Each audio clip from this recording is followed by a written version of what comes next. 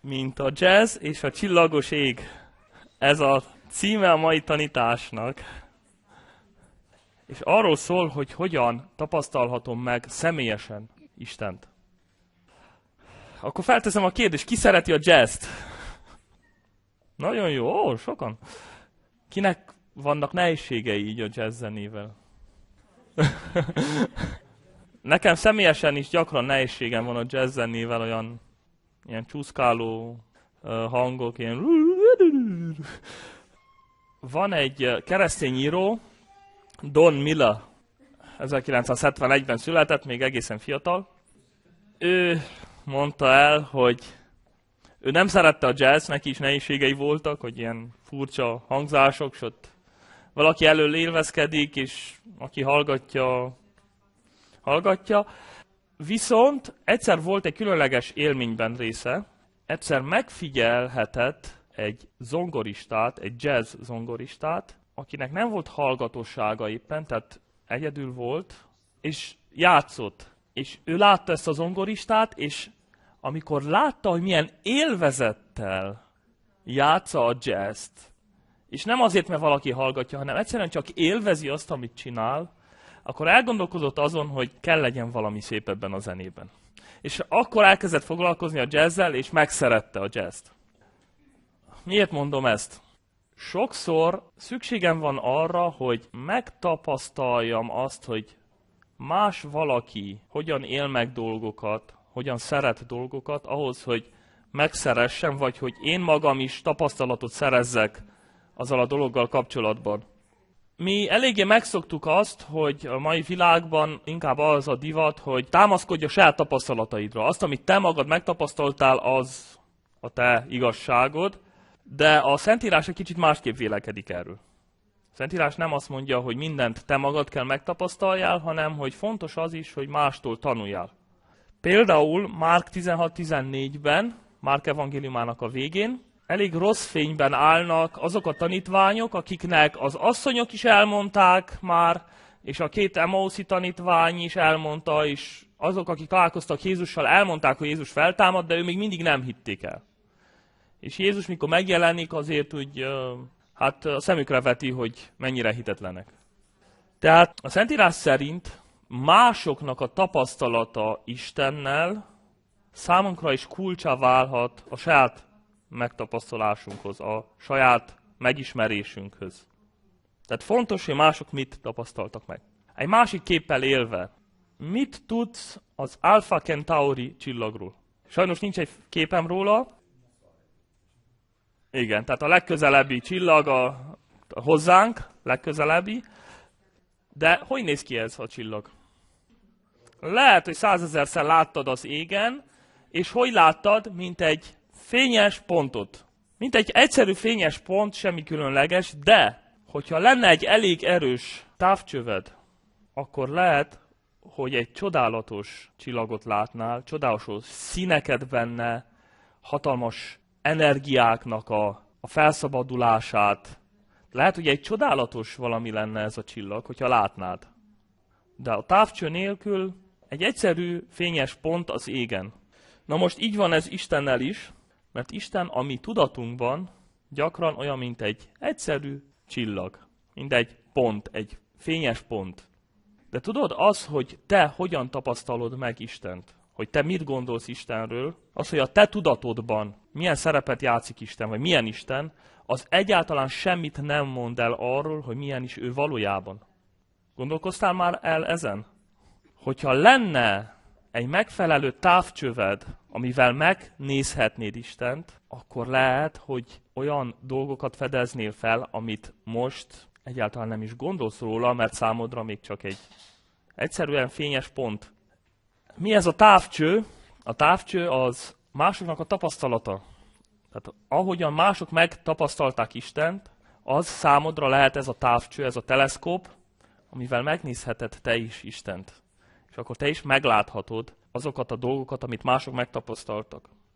És ezért arra hívlak meg, hogy ma nézzük meg, hogy hogyan tapasztalta meg az a nép, amely a legtöbbet tapasztalt belőle, Izrael, hogyan tapasztalta meg Istent. Hogyan tapasztalta meg személyesen Istent. Tehát ez lesz a mai teleszkópunk. És a mai tanításnak lesz 4 része. Az első részben megnézzük a zsoltárokat, hogy a zsoltárosok mit tapasztaltak meg Istenről, mit írtak le róla a zsoltárokban. Majd megnézzük egy kicsit, hogy Izrael mint nép hogyan tapasztalta meg Istent, és különösen fogunk foglalkozni egy szóval, ami héberül úgy hangzik, hogy echad, ami azt jelenti, hogy egyetlen. És majd foglalkozunk azzal, hogy és ezek után mi a mi elhívásunk, mi közünk hozzá, és utolsó pontban, hogyan tapasztalhatod meg te személyesen Istent. Tehát első pont, Isten a zsoltárokban, vagy a zsoltárok Istene. Mondjuk inkább úgy, hogy Isten a zsoltárokban. És akkor megkérlek, hogy vegyétek a kezetekbe a Szentírást azok, akiknek van Szentírása, akiknek nincs, azok figyeljenek, és egy kicsit úgy végig megyünk, egy pár zsoltárt kiragadunk, vagy pár verset a zsoltárokból. A legelején, a 4. zsoltárnál kezdjük, tehát 4-8. vers. Azt mondja a zsoltáros, több örömöt öntöttél szívembe, mint amikor a búza és a bor bőven terem.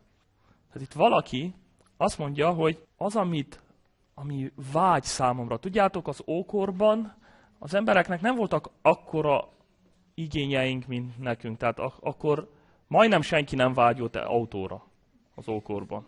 Meg a házak is sokkal egyszerűbbek voltak, nem volt akkora felhajtás egy házépítése körül.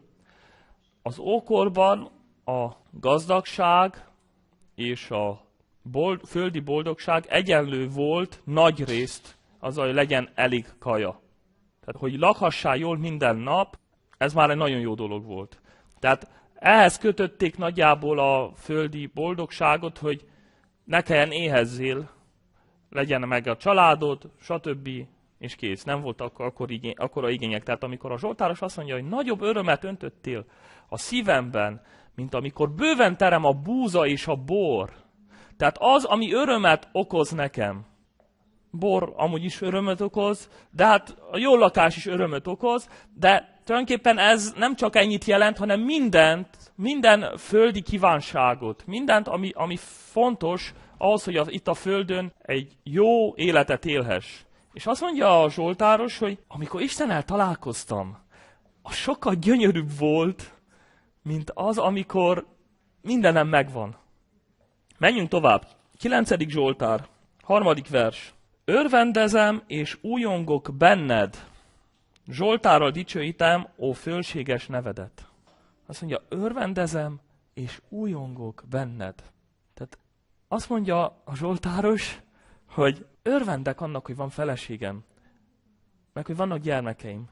De annál jobban örvendek benned. Én benned örvendezem és újongok. Tehát tulajdonképpen azt jelenti ez, hogy Isten az alapja és a tárgya is az örömömnek. Az alapja és a tárgya is minden örömömnek. Azt mondja a zsoltáros, hogy lehet, hogy egy csomó minden jó dolog van körülöttem, áldást tapasztaltam meg az életemben, de igazából az igazi öröm bennem az, hogy benned örülhetek, Isten. Úgyból benned teljesen másfajta forrása van az örömnek, ami felülmúl minden mást. 17. Zsoltár, 15. vers. Én azonban igazságban látom meg arcodat, és színed látása tölt el, amikor fölébredek. Ha jól tudom, akkor itt az eredeti héberben úgy van, hogy a színed látásától lakom jól. Vagy jól lakom a színed látásával. Tehát addig nézlek, amíg jól lakok. Mi az, amit sokáig akarsz nézni? Ami úgy be akarsz töltekezni a látásával. Milyen dolgokat vagy embereket szeretsz így nézni? Mik azok? Hát ami szép, persze. A szép dolgokat vagy személyeket nézed. És tulajdonképpen itt azt mondja a zsoltáros, hogy Isten gyönyörű. Isten gyönyörű. Istent csak nézném és nézném jól lakásig. Csak nézném. Tehát, hogy Isten jól lakhat minket szépséggel. Tehát, hogyha szépséget akarsz látni, akkor Istenre kell tekintsél, mert az a legjobb forrása a szépségnek is.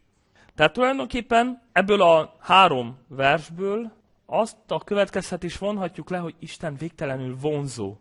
Vágyom rá, hogy vele találkozzak. Ha egyszer már találkoztam, akkor újból és újból vágyom rá, hogy találkozzak vele, hogy megtapasztaljam. Tehát a zsoltárok istene egyenlő végtelen élvezet.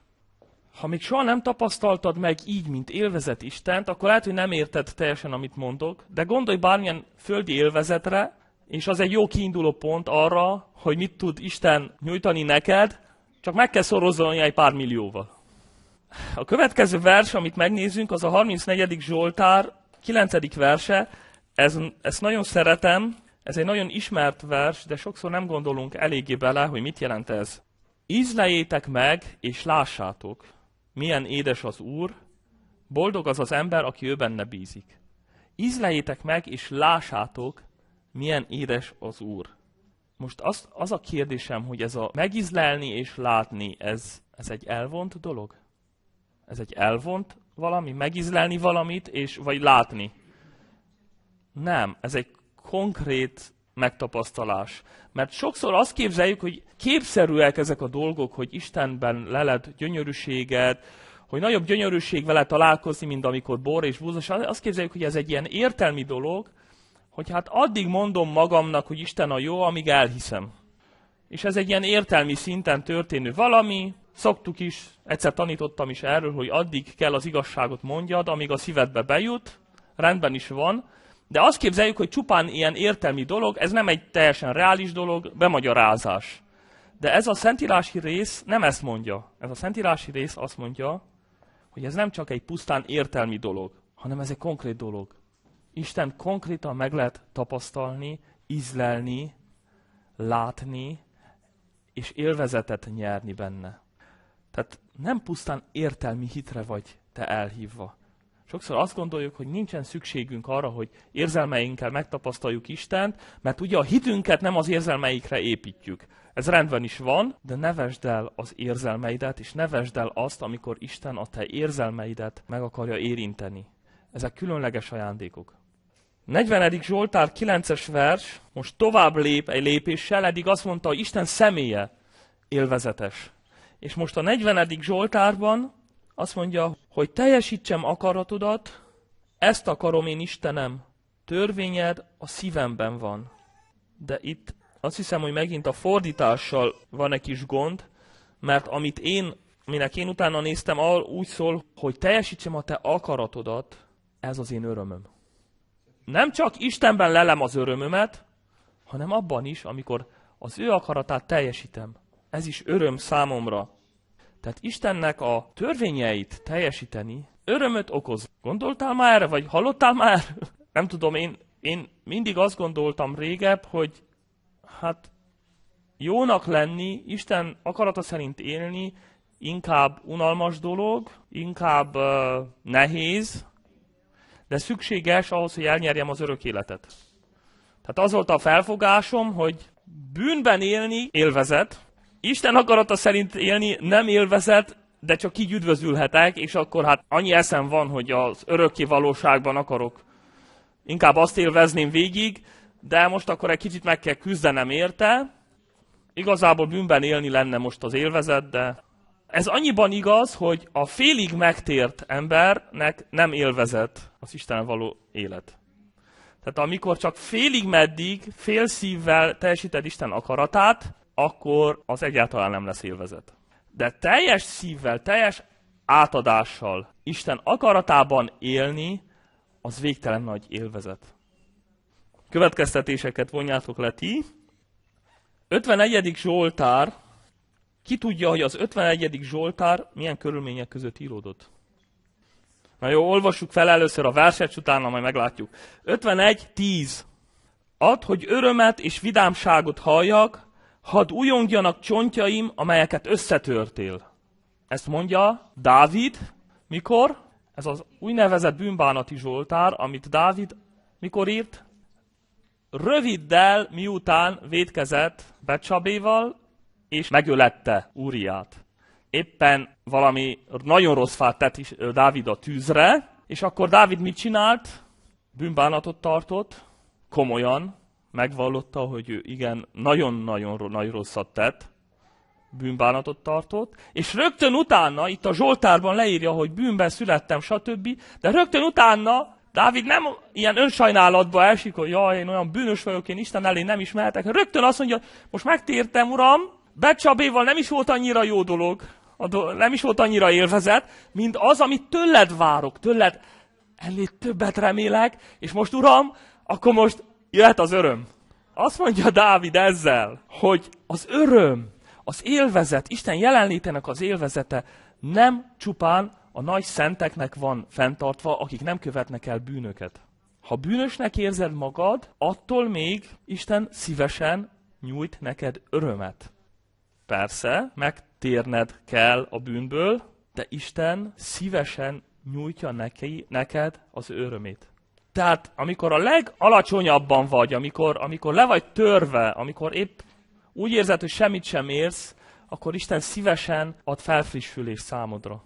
Lépjünk tovább. Egy nagyon-nagyon mély Zsoltár, a 63. Zsoltár. A második vers, Isten, én Istenem, pirkadatkor már előtted virasztok, rád szomjazik a lelkem. Utánad sovárog a testem, puszta, úttalan, víztelen vidéken. Ez megint nem metafora.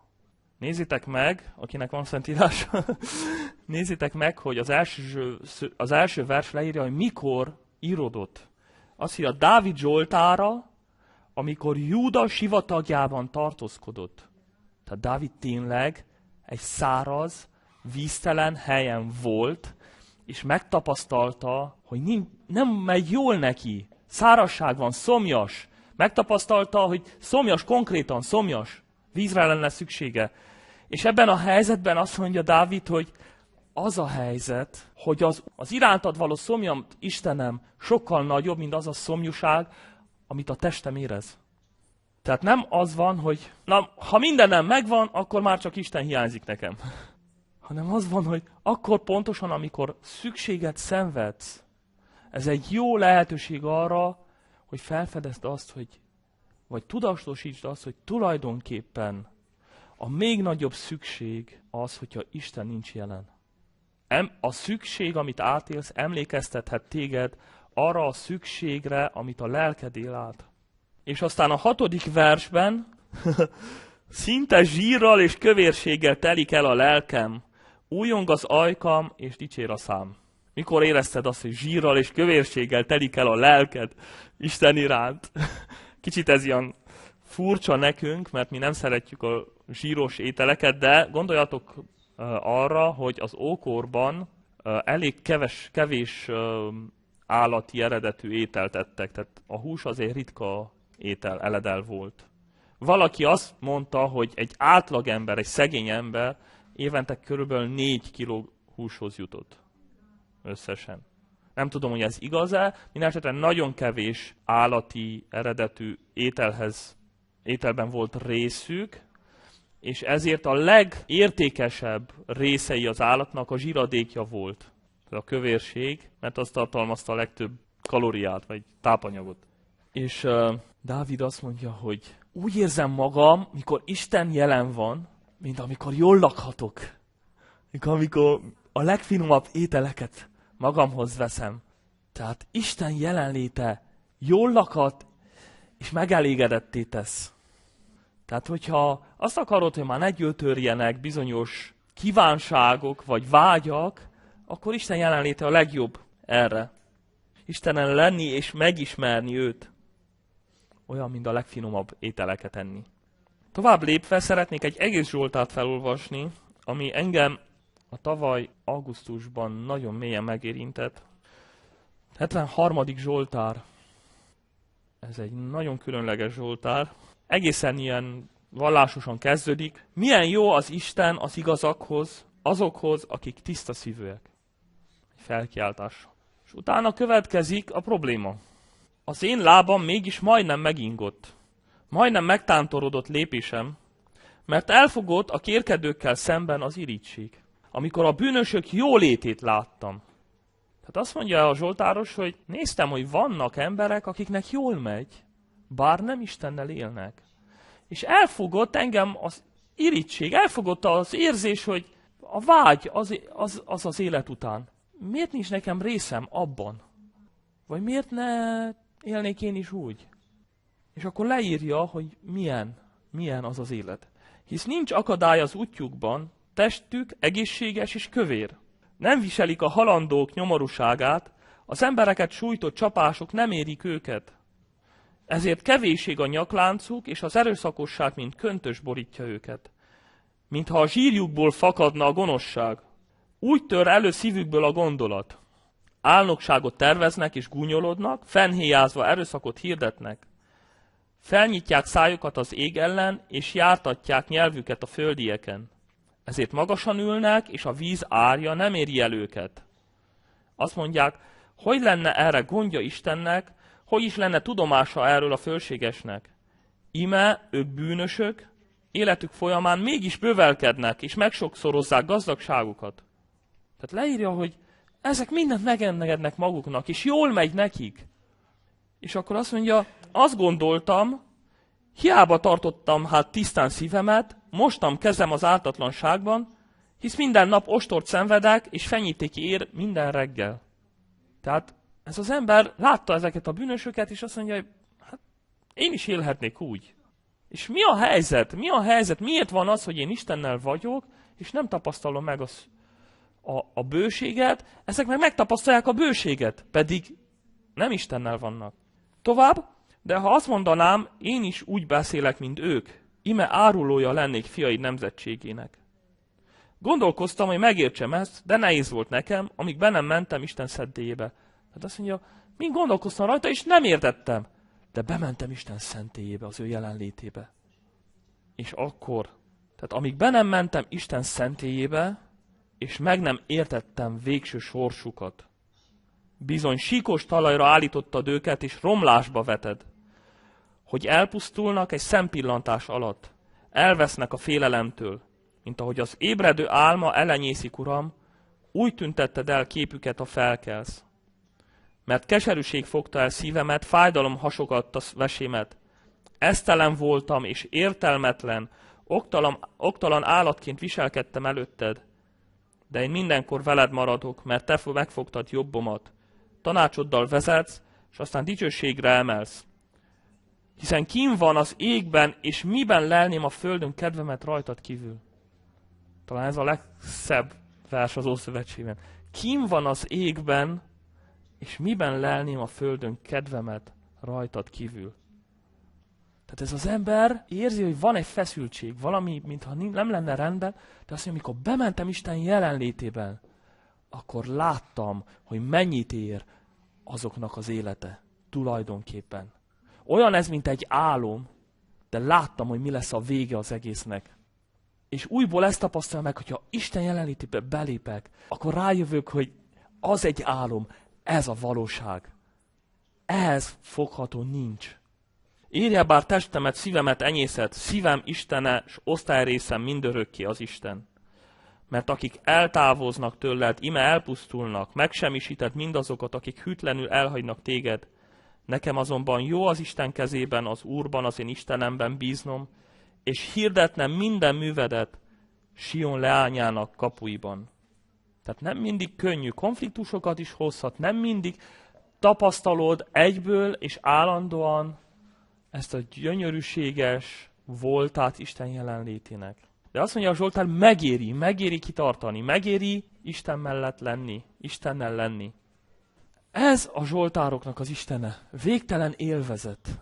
Végtelen élvezet. Még hogyha nem is rögtön mindig egyből ott van, de végtelen élvezet. Na most a második, Izrael Istene. Hogy tapasztalta meg Izrael népe Istent? Miről szól az Ószövetség? Az Ószövetség arról szól, hogy Izrael népe újból és újból megtapasztalja ezt, amit a zsoltárosok leírnak, hogy a legnagyobb forrás, a boldogság legnagyobb forrása Isten.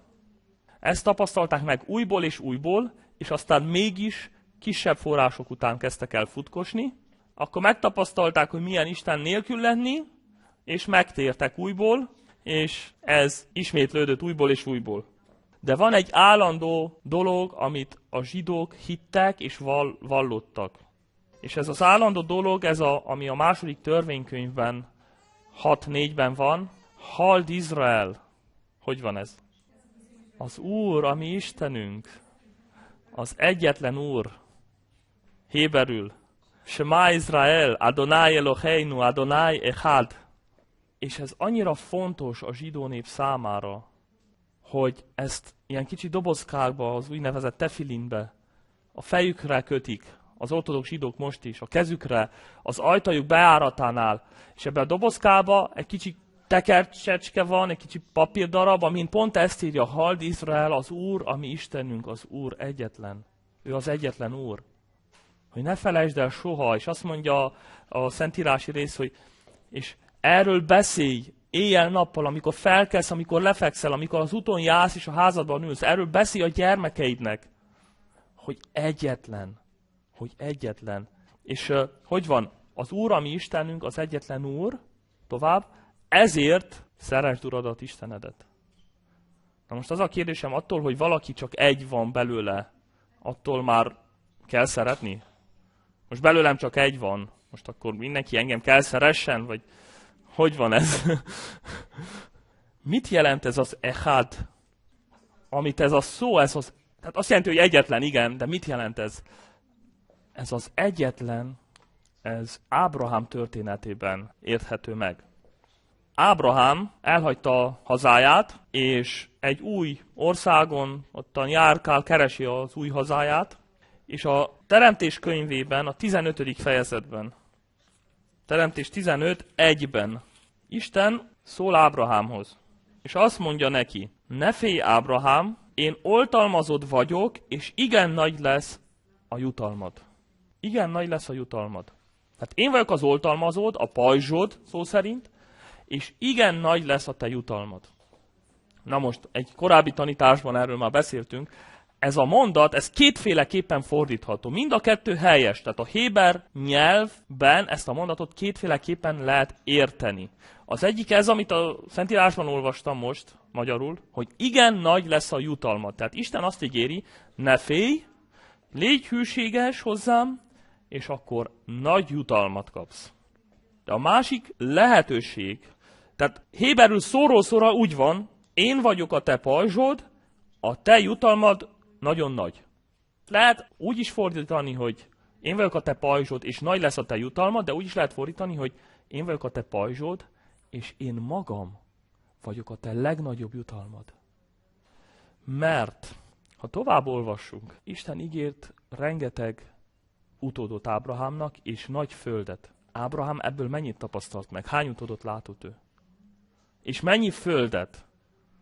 Mindvégig Ábrahám innen oda járkált, és a földből sokat ő nem tapasztalt, nem kapott. Nézd, Isten tényleg ígéri, hogy megjutalmaz téged. Az Új Szövetségben is Jézus azt mondja, minden jó cselekedet megkapja, minden jó cselekedetért Isten meg akar jutalmazni. Szívesen teszi, meg is akarja tenni, és meg is teszi. De ez kicsi jutalom. Ez kicsi jutalom. Ábrahámnak is meg volt ígérve a kicsi jutalom, hogy sok utóda lesz, és sok földje. De van egy ennél nagyobb jutalom, amit Isten ígér, és azt mondja, én magam. Az, hogy engem ismerhetsz, ez a te legnagyobb jutalmad. Hogy te engem ismerhetsz, ez a legnagyobb jutalmad. Hát Ábrahám számára is a legnagyobb jutalom az volt, hogy Istent megismerhette. Most gondolj bele, abban az időben ő volt az egyetlen, aki megismerhette Istent. Csak hogy mi emberek megtapasztaljuk ezt is, azt is, hogy Isten megjutalmaz, egy csomó kicsi jutalmat is ad, és a szívünk elkezd ragaszkodni a kicsi jutalomhoz. Ábrahám megkapja az utódot, Izsákot, és Izsák egy hatalmas veszélyt jelent számára, és pedig az, hogy ő legyen az ő kincse, hogy ő váljék Ábrahám kincsévé. És ekkor Isten megkérdi Ábrahámtól, hogy ki a te legnagyobb jutalmad? Kész vagy-e ideadni nekem Izsákot? Kész vagy-e feláldozni nekem Izsákot? Ez a történet nem emberáldozatról szól. Nem emberáldozatról szól. A végén úgyis egy bakkecske, vagy mi volt az, lesz feláldozva, hanem arról szól, hogy Ábrahám számára mi a legnagyobb jutalom. Hogy mihez ragaszkodik az ő szíve. És Ábrahám eldönti, Isten, te vagy az én legnagyobb jutalmam. És akkor jön Istennek a nagy ígérete, Teremtés 22, 16-18-ig. Önmagamra esküszöm, mondja az Úr, hogy mivel ezt megtetted, csak kedvemért egyszülött fiadnak sem kegyelmeztél, megáldalak és megsokasítom ivadékodat, mint az ég csillagait, és mint a tengerpart fövenyét. Utódod birtokolni fogja ellenségeinek kapuit, és a te utódodban nyer áldást a föld minden népe, mivel engedelmeskedtél szavamnak. Ott, ahol te Istent az első helyre helyezed, az egy csillag helyébe, amit te odaadtál, az egész csillagos eget kapod meg. Mert Isten szívesen jutalmaz meg. Isten szívesen áldja meg az életedet, akkor, hogyha ez az áldás nem jelent veszélyt arra, hogy ezt az áldást helyez az ő helyébe. Isten a legnagyobb jutalmunk, örökségünk. Ezért szeresd Uradat, Istenedet, teljes szívedből. Tehát az a kérdés, hogy mit akarsz? Kit akarsz te? A milliárdost, vagy azt az autót, amit a milliárdos tud adni neked? Az echad azt jelenti, hogy nincs hozzá hasonló. Ezért szeresd Uradat, Istenedet. És ezért van a Zsoltárok könyvében, 37. Zsoltár, 4. vers, az Úrban lelt gyönyörűséged, és ő megadja neked szíved kéréseit. Nem fordítva. Tehát nem az, hogy nekem van egy csomó vágyam, és ezért megyek Isten elé, és tudom, hogy Istenem, hogy csak te tudod megadni nekem azt az autót, amire vágyom, azt a házat, amire vágyom, azt a fizetést, amire vágyom, ezért veled élek, mert azt remélem, hogy jól kihasználhatlak téged. Hanem pont fordítva, keresd az Urat, csak önmagáért, és mellékesen meg fogsz kapni egy csomó mindent, amire a szíved amúgy vágyodik. De legyen ő a te legnagyobb kincsed. Tehát a feltétel az, hogy örülj benne. Ő legyen a legnagyobb örömöd. És ő egy csomó kisebb örömöt is ad neked. Na de hogyan tehetem ezt, hogy Istenben örüljek? Mert az elmélet mindig szép és jó. Egyet is értünk vele, hogy az Úrban leld örömödet, de ezt hogy csinálom? 3 lehetőség van. Attól függ, hogy milyen élethelyzetben vagy. Az egyik lehetőség bőségben. Amikor bőségben vagy, mindened megvan, pénzed van, minden földi javad, csomó áldást tapasztalsz éppen meg az életedben, és akkor azt mondod, hogy Uram, mindezek közepette megvallom, hogy te vagy az én legnagyobb kincsem. Nem ezek a dolgok. Köszönöm, hogy megáldottál, de te vagy az én legnagyobb kincsem, és ezt megvallom. És ezzel megdicsőíted az egyetlent a te életedben, mert kimondod, hogy nem ezek az én boldogságom alapja, hanem te az egyetlen. A második, üldöztetésben, amikor üldöznek a vértanúk, a vértanúság arról szól, hogy nincs, az élet nem tudja megadni azt, amit meg tud adni nekem az, akiért most meghalok. És Pál a Filippi levélben ezért írja, hogy mindent szemétnek tekintek. Nem mintha azok rossz dolgok lennének, de mindent szemétnek tekintek ahhoz képest, ami Isten, ami Jézus számomra. Harmadik lehetőség, szenvedésben. Akkor, amikor rosszul megy neked, amikor szükséget szenvedsz, vagy amikor beteg vagy, akkor, amikor pont, hogy szükséget szenvedsz, szükséget érzel, akkor azt mondani, hogy köszönöm, Uram, hogy mégis te vagy az egyetlen számomra, az egyetlen, aki minden vágyamat teljesíti, aki a fájdalomban is az egyetlenem. Te vagy az én egyetlen örömöm. Most nem az a legnagyobb öröm, hogy elmúlik a fejfájásom. Érdekes, a reggel készültem volna erre a tanításra, ezért is nincs vetítés. Csak egy olyan fejfájás jött rám, reggel 8-tól tartott úgy déli 1 óráig, hogy nem voltam képes semmire. És a kezembe vettem ezt a jegyzetet, és próbáltam átelmélkedni ezeket a verseket, és éreztem, hogy Isten szól hozzám, na most itt a lehetőség. És nem voltam képes sokra, mert nagyon fájt a fejem, de éreztem, hogy ezt most megélhetem, hogy Most az lenne a legjobb nekem, hogyha elmúlna a fejfájásom, kértem is Istent, Uram, Te vagy az én segítségem, tőled remélhetek gyógyulást, gyógyíts meg. De azt is megtapasztaltam, hogy mégis, amíg tart a fejfájás, és a legjobb az lenne, ha tudnék készülni, és elkészíteni és minden, hogy ne felkészületlenül jöjjek ide, mégis Te vagy az én kincsem. Te tudsz nekem örömet adni. Minden szenvedéssel teli helyzet az életünkben lehetőséget nyújt neked arra, hogy megvald és megdicsőíts Istent, mint az egyetlen, aki örömöt adhat neked.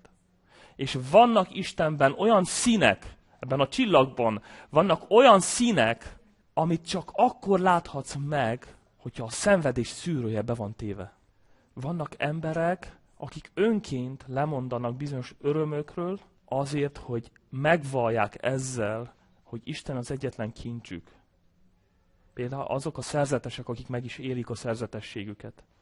Vagy amikor véget értek az üldözések a római birodalomban, és maguk a császárok is keresztényekké váltak, és az egész egyház felszabadult, akkor voltak olyan keresztények, akik azt mondták, én most itt hagyom a városnak a kényelmét, és kimegyek a sivatagba, ott, ahol semmi nincs. Mert ebben láttak láttak egy helyettesítést a vértanúságra. Hogy odaadok mindent Istennek, mert ő az egyetlen kincsem. Oda megyek, ahol semmi nincs, és nem is lehet, mert Isten az egyetlen kincsem. Ez az egész remetességnek a háttere. És a Szentírásban is van példa erre, Józsué 13:33-ban, amikor felosztják a földet, és Isten azt mondja, hogy van egy törzs. Hány törzse van Izraelnek? 12, 13, attól függ, hogy nézzük. Mert ugye egy törzset felosztottak, kettébe osztottak, de van egy törzs, akire Isten azt mondja, hogy ők nem kapnak földet. Lévi törzse. Ők nem földet kapnak, mert azt mondja, hogy az Úr Izrael Istene, ő az ő örökségük. Mert ők arra voltak hivatva, hogy a templomba mutassanak be szolgálatot. És azt mondta Isten, ők az én jelenlétemben vannak, és én vagyok az ő örökségük. És ez az, amit megtapasztaltam a tavaly Augsburgban, ott az emberek németországi viszonylatban nagyon keveset keresnek azok, akik az imaházban dolgoznak. És ezek nem buta emberek, akik nem találtak máshol munkahelyet, mert az egyik feltétel az, hogy már legyen egy szakmád. Tehát vagy egyetemet végeztél, vagy egy szakmai kiképzésed legyen. Tehát bármelyikük kaphatna egy jól fizetett munkát, és ők mégis úgy döntenek, hogy az idejüket Istenre idézőjelbe pazarolják. Sok lehetőség van, hogy így Istennek átadni. Most erről fogunk beszélni, hogy mi az én elhívásom. A harmadik pont. Az én elhívásom. Először is, abból, amit eddig megnéztünk a zsoltárokban, arra vagy hívva, elhívva, hogy élvezd Istent. Ez a mi örökségünk. Van egy elég furcsa felfogás, ami szerintem mindannyiunkban előfordul, mert nagyon belénk verték. És ez arról szól, hogy akkor van igazán értéke az imádságnak, hogyha megszenvedted. Ha nem volt könnyű, akkor az értékesebb. Illetve, fordítva, ha az imádságban, mondjuk, nagyon jól éreztem magam, vagy esetleg jött a Szentlélek, és végigkacagtam 2 órát, a földön hevertem, és nagyon jó volt, akkor felállok, és kicsit úgy érzem, hogy hát azért ez nem volt, valami nincs teljesen rendben. Illetve vannak emberek, amikor ilyet látnak, azt mondják, hogy ezek csak az érzelmeikre fektetnek hangsúlyt, de a hit az nem érzelem. Ismerjük ezt? Ki ismeri ezt bennem felmerült, tehát nem úgy, hogy mások mondták, hanem hogy benned felmerült, hogy esetleg az igazi ima az, amikor megszenvedsz jól. És hogy igazából nem, tehát az élvezet az nem annyira jó. Van egy ilyen, nem? Tudod-e, hogy melyik szentírási részre alapszik ez a felfogás? Egyikre sem. Ez a felfogás nem a Szentírásra alapszik, hanem Immanuel Kant filozófusra. Mert Immanuel Kant úgy mondta az erkölcsi tanításában, felállított egy ilyen alapelvet, hogy azt mondta, hogy annál erkölcsösebb valami, minél önzetlenebb. Tehát minél kevésbé saját élvezetünkre van valami, annál jobb dolog erkölcsi szempontból. És Kantnak a filozófiája nem rossz, csak ne engedjük, hogy ő prédikáljon nekünk. Mert hogyha az evangéliumot olvassuk, ott olyan ígéreteket tesz Jézus, amelyek alapján nem úgy tűnik, hogy Isten a mi vágyainkat túl nagyoknak tekinteni. Nem úgy tűnik, hogy Isten azt mondja, hogy hát aztán te jó dolgokra vágysz, ne kapaszkodj azután, amit nem érhetsz el. Hanem pont ellenkezőleg úgy tűnik, hogy Isten azt mondja, hogy kisapám, amire te vágysz, az egy semmiség amellett, amit én szeretnék neked adni. Tudjátok, Amsterdamban van egy olyan negyed, az úgynevezett vörösfényes negyed, ahova rendesen turisták járnak, tehát vannak repülőgépjáratok Angliából oda, hogy jönnek rendesen turisták, hogy belőjék magukat, igyanak, és utána nőzzenek. Különben ebben a negyedben van az amszterdami imaház is. Zárójelben elmondom, hogy egy pár éve azt tapasztalják meg, hogy az imaház környékén az ilyenszerű üzletek, mert ott ugye a nők a vitrínben állnak, lehet válogatni, az ilyenszerű üzletek sorba buknak be, érthetetlen módon, az imaház környékén. Zárójel bezárva. Nem az van, hogy a mi vágyaink túl nagyok. Ezek az emberek nem rossz emberek. Ezeknek vágyaik vannak. Csak nem tudják, hogy mire vágynak. Olyanok, ahogy C.S. Lewis egy ilyen hasonlatot használt, azt mondja, hogy mi emberek alkohollal, szexszel és sikerrel ámítjuk magunkat. Annak ellenére, hogy végtelen öröm vár ránk. Isten végtelen örömöt készített számunkra. Azt mondja, olyanok vagyunk, mint egy buta gyermek, aki a sárban ül, és játszik, és ilyen formákat, ilyen tésztákat készít, tortákat készít a sárban, és valaki jön, és azt mondja, hogy gyere, elviszlek téged a tengerpartra nyaralni, és azt mondja, a gyerek, nem, nekem jó itt a sárban, nem kell nekem a tengerpart. Nem az a baj, hogy túl nagyok a vágyak bennünk, hanem az a baj, engedjük, hogy túl hamar kielégüljenek a vágyaink. Túl kicsi dolgok kielégítsék ideig, óráig a vágyainkat. Tehát ez az első dolog az én hivatásomban, hogy élvezetre vagy elhívva. A második dolog, amit tennünk kell, ami a feladatunk, hogy kapcsoljuk le a kicsi lámpákat. Most, hogyha kint sötétség lenne, és ebből a teremből kinéznél, hány csillagot látnál? Miért nem látnál csillagot? A városfénye és itt a neonlámpa miatt nem látod a csillagos eget. És pont így működik Istennel is. Bár Isten a legnagyobb fény, de a te környezetedben, amitvel te körbe raktad magadat kicsi lámpákkal, annak a fénye elnyomja Istennek a fényét számodra. Tehát először le kell kapcsolnod azt, amivel megtöltötted az életedet, amiben kerested a boldogságodat, azért, hogy Istennek a fénye betöltse a te életedet. Érdekes dolog van Jobb könyvében, 22, 23-26-ig. Itt éppen Elifáz beszél, aki amúgy egy negatív személyiség, de itt egy nagyon jó dolgot mond. Ha visszatérsz a mindenhatóhoz, ha megalázod magadat, és eltávolítod a bűnt a sátradból, ha olyannak veszed az aranyat, mint a port, és az ofirt, mint a patak kavicsait, akkor a mindenható lesz aranykincsed, és ő lesz ezüstöd bőségben, mert akkor a mindenhatóban találsz gyönyörűséget, és Istenhez emelheted arcodat. Tehát előbb el kell dobnod azt, ami érték volt számodra, amitől remélted az minden boldogságodat, hogy megtapasztalhassd, hogy Isten a legnagyobb érték. És ez, amint mondtam, csak akkor működik, hogyha Istenért teszed, nem azokért az áldásokért, amit hoz majd magával.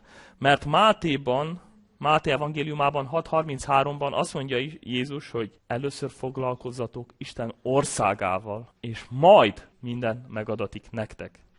De fordítva is működhet, hogy először minden mással foglalkozom, és akkor nem tapasztalok meg semmit.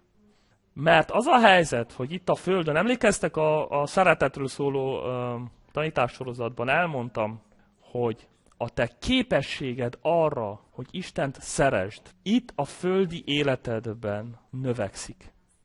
És amikor meghaltál, ez a képességed azon a ponton megáll. Túlfelől csak annyira fogod tudni szeretni, illetve befogadni Isten szeretetét, amennyire kitágítottad a szívedet itt a földön. Erről szól a mennyország és a pokol. Hogy a mostani földi életettől függ az, hogy mennyit tudsz te beengedni Isten szeretetéből, ami van, tehát Isten adja. A pokol az, amikor nem tudsz befogadni semmit, és nem tudod megtapasztalni. Tehát kikapcsolni a kicsi lámpákat, a kicsi, mondjuk fényeket inkább. És a harmadik, leírom előre, aztán elmagyarázom, ne így áll a ciszterna vizéből. Jeremiás prófétánál panaszkodik a próféta, illetve Isten a prófétán keresztül, 2.13 Jeremiásnál, mert 2 gonoszságot művelt népem. Engem elhagytak az élővíz forrását, hogy ciszternákat ássanak maguknak, repedező ciszternákat, melyek nem tartják meg a vizet.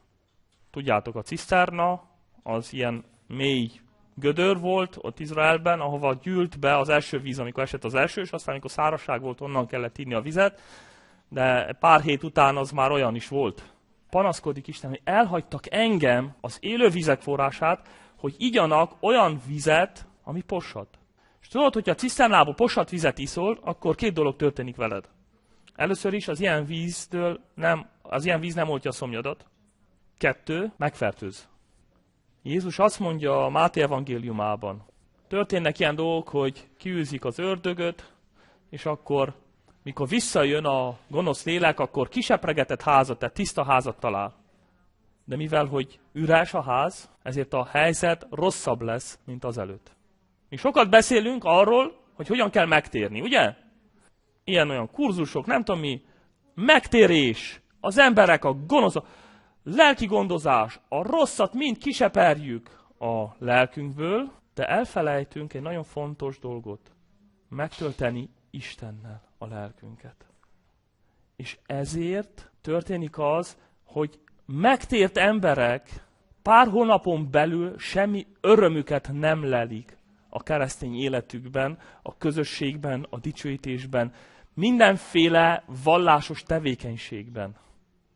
Mert nincs a miben leljék örömüket, mert nem töltötték meg a lelküket Istennel. És mi nem tanítjuk, nem tanítottuk meg, mi, akik prédikáltunk nekik, és akiknek a szavaira esetleg megtértek emberek, nem tanítottuk meg őket arra, hogy hogyan töltsék meg a szívüket, a lelküket Isten jelenlétével. Nem adtunk a kezükbe teleszkópot, távcsövet. Szeretnék felolvasni egy idézetet a keresztény írótól, Tozertól, aki az éhező emberekről beszél, a lelkileg éhező emberekről. Ezeknek az embereknek az oltár és az áldozat ugyan kedves és szent, de mégis belenyugszanak abba, hogy az oltáron sosem látnak tüzet. Istenre vágynak ők, jobban, mint bármi másra. Éhezik és szomjazzák, hogy személyesen megtapasztalják Jézus szeretetét, akiről a zsoltárosok énekelnek és írnak. Manapság nincs hiány olyan tanítókban, amelyek a keresztény tanítást helyesen adják tovább. De túl sokan közülünk megelégszenek azzal, hogy sem ige hirdetésükben, sem pedig személyes életükben nem érezhető Isten jelenléte.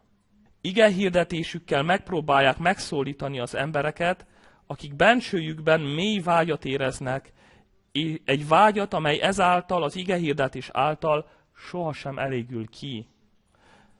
És aztán tovább azt mondja, a közösségek nagy része teljesen elfelejtette az Isten imádás művészetét. Az egy dolog, hogy megtértél és elfordultál a bűneitől, szép dolog, jó kezdet volt, elfogadtad a megváltást, de nem töltöd be Istennel a te szívedet, akkor semmi örömöd nem lesz abba az új életbe, ami elkezdődött a megtérésedkor. És mi a megoldás? Hogyan tapasztaljam meg, 4. pont? Hogyan töltsem meg szívemet Istennel? Hogyan tapasztaljam meg? egy ellentmondást mond Jézus nekünk. Azt mondja, hogy aki meg akarja menteni az életét, az el kell veszítse. Le kell adni mindent, ami gátol. Ne felejtsd el sohasem arra, hogy igazából kire vágyik a te szíved, és keresd őt, Istent. Csak őt. Nem azért, amit tud adni neked. És akkor meg fog adni mindent, amire a szíved vágyik. Ha elmész egy múzeumba, és gyönyörű szép festményeket nézel meg, mondjuk szereted a festményeket, és tekinted a festményeket, a gyönyörű szép festményeket, tudod, mivel tudod elrontani az élvezetet? Azzal, hogyha állandóan vizsgálgatod magad, hogy most mi történik velem, most milyen érzés van bennem, milyen vágyak vannak. Tehát ha állandóan vizsgálgatod magad, ha állandóan magadra figyelsz, és nem a festményre. Ha Istent állandóan, Istennek való kapcsolatod mindig arról szól, hogy mire van neked szükséged, ha milyen igényeid vannak, akkor Istenből édes keveset fogsz megtapasztalni, mert az egész nem Istenről szól, hanem saját magadról. Tehát dobjunk le mindent, ne ígyunk ciszternákból, ne helyettesítsük be Istent. Tudatosítsuk azt, hogy Istenre van szükségem, és szabaduljak meg mindentől, ami Istennek a helyét próbálta elvenni az életemben. És hogyha ez megtörtént, és nem tapasztalod meg Istent mégsem, mégis szárazság van a te szívedben, akkor két lehetőség van. Akkor meg kell vizsgáljad, hogy mi van. Az egyik, meg kell vizsgáljad, hogy tényleg 100%-ot adtam? Tényleg mindent odaadtam? Tényleg minden lámpát lekapcsoltam? Minden kicsi fényt? Tényleg minden bűntől elszakadtam? Tényleg minden kompromisszumot kiiktattam az életemből? Ha igen, és mégis szárazságot élek meg, akkor azon mész keresztül éppen, amit a misztikusok úgy neveznek, hogy a sötét éjszaka. Például Keresztes Szent János. A sötét éjszaka. Azt mondja, hogy az Istennel járásban, amikor teljes szívedből odaadod, az elején örömök vannak minden, és aztán eljön az úgynevezett sötét éjszaka fázisa, amikor Isten hagyja, hogy megtapasztald mégis, hogy milyen nélküle, és ezen mikor átmentél, tehát ez egy ilyen tisztító, érlelő fázis. Tehát vizsgáld meg, ha mindent odaadtál, és mégis ez van, akkor nyugodt lehetsz, hogy ennek véget fog érni, vége lesz valamikor, menj végig rajta. Mert Istennek a szeretetének ára van. Igen, ezt meg kell tapasztalni, hogy van ára. És nem mindig arról szól, hogy rögtön kielégüljenek az én vágyaim. Az az igazi szeretet, amely képes áldozatot is hozni. És itt zárójelben, amikor böjtölök, vagy amikor önmegtagadásokat hozok, akkor ez pontosan arról szól, hogy megtapasztalom, hogy Isten, és megvallom, hogy Isten a legnagyobb vágyam. Ha nem adtam a 100%-ot, hanem mindenfélével megtöltöttem az életemet, akkor ismeritek a 100 hamburger történetét? 100 hamburger története arról szól, hogy meg vagy hívva a világ legjobb szakácsához vacsorára, és a legjobb kajákat készítette neked, és neked még sincs étvágyad. Miért? Mert azelőtt 100 hamburgert bevágtál a McDonald'sba. Tehát a másik lehetőség az, hogy addig zabáltál be a világnak mindenféle boldogságot ígérő kicsi fényéből, hogy most képtelen vagy élvezni Istennek a jelenlétét. Ez a másik lehetőség, hogy ne érezd Istent. És nem az okozza a nagy problémát számodra, nem azok a bűnök okozzák a nagy problémát, amik ellen harcolsz, és elestél. Tehát megpróbáltál harcolni ellen, mégis elestél. Hanem az igazi nagy problémát azok a kompromisszumok okozzák, amiben beleegyeztél. Akármilyen kicsik, itt nem a bűn nagyságáról van szó, hanem az a kompromisszum, amihez ragaszkodtál és beleegyeztél, az tart távol tőled Istentől, és azt kell kiseperned az életedből. Mert a legkisebb kompromisszum is mérföldekre távolít el Istentől. Tehát azt kell tenned, ha észreveszed, hogy még van kompromisszum az életedben, akkor radikálisan, legradikálisabban mondj ellent neki, és harcolj ellene. Ilyenkor ki kell dobni minden szemetet. Na, itt tapasztalhatod meg Istent személyesen. Amen.